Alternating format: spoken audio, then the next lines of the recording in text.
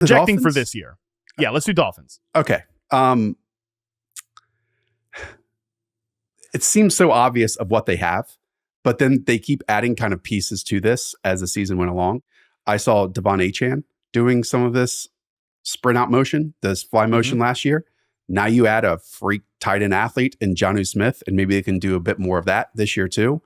And again, I think that they ran into like the Kansas City Chiefs, for example, last year, who probably did better than anyone else, maybe than the Baltimore Ravens, of disrupting this and getting super physical.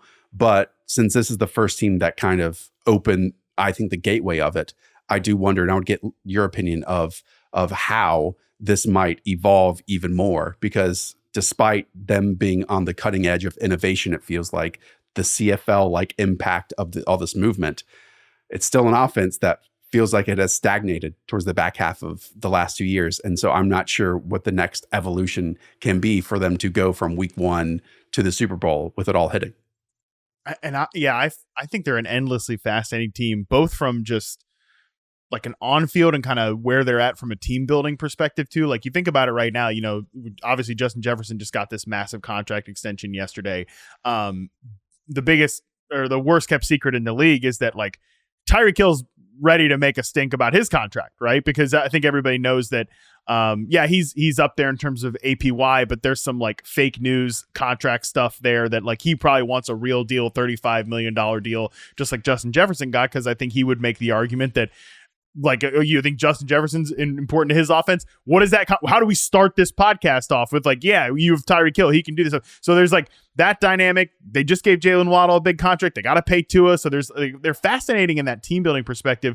But even like trying to project this offense for fantasy this year, Josh, it's like people are all in on Devon Achane, Raheem Mostert's down the board. I actually think that I always come back to the run game with this offense because, yeah, like they can continue to make tweaks and sort of find these ways to exploit the passing game. And that's great.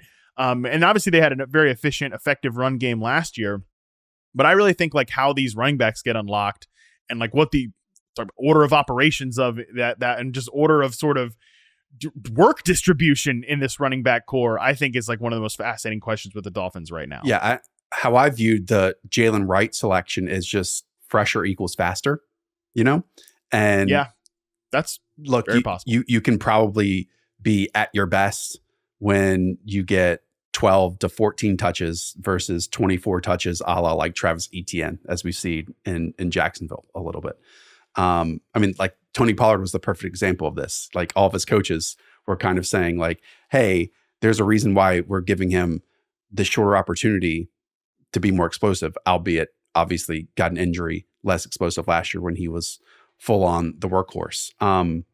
Yeah, I mean, I think Jalen Waddle's, and I would love to get your opinion on this. Where is the standing of the wide receiver hierarchy in the NFL? Not to ask you to rank like the top 20 wide receivers at this point, but now what? He's wide receiver 4 in money, wide receiver 5 in money after the Justin Jefferson deal, you know? That's a lot. I think he's awesome. I think that when he puts his head down, it's an awesome sight to see as like Ted Ginn-esque speed out there, but he is literally the number 2 wide receiver on his team. And I don't know if this contract is going to, be a good value if we have seen the best of Jalen Waddle at this moment. And so all the stuff that we've mentioned of Tyreek Hill being like the most excellent piece on these cheap motions, maybe we start seeing it a bit more with Jalen Waddle, for example, and not just only relying on Tyreek in this environment. Yeah, so admittedly, I haven't done his reception perception for this year yet. It's actually on my list to do this week. But like going into last year, I think I had him ranked to like definitely closer to 15 than 5 in terms of wide receivers. And like from a statistical perspective, I know there's injuries, stuff like that. He had like a down season, right? So I would say that maybe I come away, talk to me like end of the week. Like maybe I feel very differently about where Jalen Waddle is, but I would still say he's probably closer to 15 than 5 in terms of like where I'd rank him in the league. I think this contract, Josh, only makes sense if you're going to make him more of that featured player and like move away from Tyreek Hill. But again, based on everything I've heard, what people say, like Tyreek's not going to be like down for that this year. Like I think there's a very real chance that he could say like I'm not taking a step on that football field. This is the guy who's threatened to retire like by 2025. I'm not taking a step on that football field unless you make me like the highest paid receiver in the league. I do think maybe that doesn't happen, but I think that's at least like within the range of outcomes. And that I think would be interesting to your question of like, is there more to Jalen Waddle's game than just that? Because I think like Tyreek Hill's a guy that you can line up as a X receiver and like press man coverage and like trust him to win. I do still have some of those, like some questions outstanding with Jalen Waddle in that regard. And I got to say, I haven't fully even considered what Odell Beckham brings this team because we didn't even see Odell Beckham play football last year. And so I think it's the emoji that you just threw up, like the shrug of really, I don't know. the last time that we saw really good Odell Beckham was Los Angeles Rams. And he was a key figure in them winning that Super Bowl run, I should say, on the Super Bowl run, because of, I thought, Matt, his ability to both play in the big and small games inside the red zone. Like they would line him up isolated and he could create separation and win on those quick hitting routes, or they'd throw those back shoulder fades, the timing of it, and he wins big. And that was like prime Odell Beckham, was one of the best in the league at doing that, probably since like Steve Smith in his Carolina Panthers days. And now with injuries and what we just saw of him with the Ravens most recently, I'm not sure exactly what we're getting with Odell Beckham, but do you think that this is just more of a man coverage answer? Is that what he brings to the table now?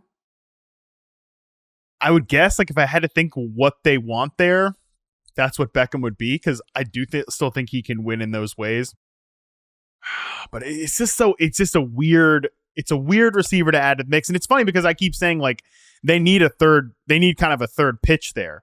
It's nice in fantasy when you have these like really highly concentrated target trees, but I mean, when your third answer is like Braxton Berrios and like River Craycraft and stuff like that, is like not great. So I think Beckham is maybe like a backside X, and then maybe that free, because people don't realize that Jalen Waddle's had to do some of that ISO receiver stuff. So maybe like it's almost, and we're going to talk about the Packers here. I think I'd like to talk about the Packers next. He's almost like their Romeo Dobbs, although like theoretically he's a better player than Romeo Dobbs is, like a better man coverage beater. Is like, yeah, we're just going to have him kind of like eat snaps and eat grass out there as the X. And then like these other two players we can do more creative stuff with. And I do wonder if maybe another one of, because going from 2022 to 2023, the counterpunch of the Dolphins was the running game. And that definitely happened. We saw Raheem Mostert have, I think, the most rushing touchdowns of a 30-plus-year-old since John Riggins, I believe. And then obviously what Achane turned into was spectacular stuff. Maybe now the extra counterpunch is more yards after the catch threats. And, could that be, and I know it's a 6th-round pick, we shouldn't get excited, but Malik Washington coming out of Virginia. Malik Washington, baby. A little bit. And then Jonnu Smith at tight end, yeah, who's very different than the recent tight ends of the Durham Smice of the world that we've seen in this system and in this offense. So I do wonder if that's a little bit of, because despite McDaniel and Kyle Shanahan always being linked, I remember when McDaniel burst out on the scene where the 49ers were number 1 in yards after the catch in the league. The Dolphins were like 31st or 30th in the league. And so maybe adding some players who can, and obviously Tyreek can and Jalen Waddle can, we've seen that, but having manufactured touches for those types of players could be, again, another wrinkle in this offense. I think just maximizing their 11 personnel package, whereas like they've typically actually been kind of a heavier team. So I think that's interesting about the Dolphins.